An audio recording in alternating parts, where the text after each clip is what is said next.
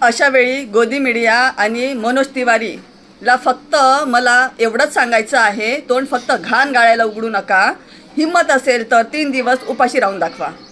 गेले 19 दिवस सोनम वांगचुकजी जंतर मंतरवर अन्न पाण्याशिवाय देशातील लाखो विद्यार्थ्यांच्या भविष्याची होणारी होळी रोखण्यासाठी उपोषणाला बसले आहेत. पण आज सोशल मीडियावर आणि काही लाचार न्यूज चॅनल्सवर अभिजित आणि सोनम वांगचुक आणि त्यांच्या समर्थनात उभ्या राहिलेल्या सोनाक्षी सिन्हा यांच्याबद्दल अत्यंत घाणेरड्या भाषेत चिखलफेक करत आहेत. प्रकाश राज, अतुल कुलकर्णी, सयाजी शिंदेला लोक शिवीगाळ करत आहेत. या विकलेल्या चॅनल्सना आणि टोलर्सना मला उघडपणे एकच सांगायचं आहे, चांगलं काम करता येत नसेल तर स्वतःचं तोंड उघडून इतरांच्या प्रामाणिक प्रयत्नावर चिखल तरी फेकू नका. जे लोक आज या आंदोलनाला राजकारण म्हणत आहेत त्यांनी स्वतःकडे बघावं. सोनम वांगचुक स्वतःसाठी लढत आहेत का? ते तुमच्या आमच्या मुलांच्या भविष्यासाठी लढत आहेत. 19 दिवस उपोषण करणं तर दूरची गोष्ट, या टीका करणाऱ्यांनी फक्त 3 दिवस अन्न पाण्याशिवाय उपाशी राहून दाखवावं, मग बोला.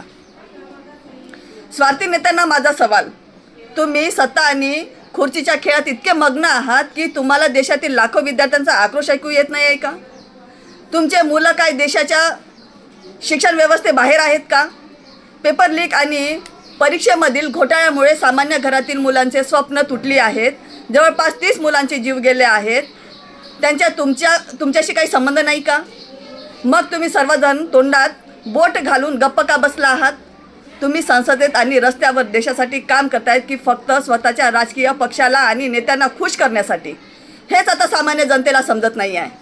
आज प्रश्न कोणत्या पक्षाचा नाही तर विद्यार्थ्यांच्या भविष्याचा आहे. सत्ताधारी असो वा विरोधक, जेव्हा लाखो तरुण न्यायाची अपेक्षा करत असतात तेव्हा मौनही जनतेला प्रश्न विचारायला भाग पाडते. आज प्रत्येक जागरूक नागरिक फक्त एवढंच विचारत आहे, विद्यार्थ्यांच्या भविष्यापेक्षा महत्त्वाचं नेमकं काय आहे? कधी बदलणार ही सिस्टीम? आणि आज अभिजित दिपकेसारख्या सामान्य व्यक्तीने पुढाकार घेतला आहे तर त्याला का समर्थन देत नाही? सोनम वांगचुक आणि उपोषणाला बसलेले विद्यार्थ्यांचा जीव गेल्यावर बोलणार आहेत का? तुम्हाला उत्तर द्यावंच लागेल. नेत्यांनी तोंडाला कुलूप लावलं असेल, पण आमच्याकडे संविधानाची चाबी आहे. कुलूप तर उघडणारच आणि बदल तर घडणारच.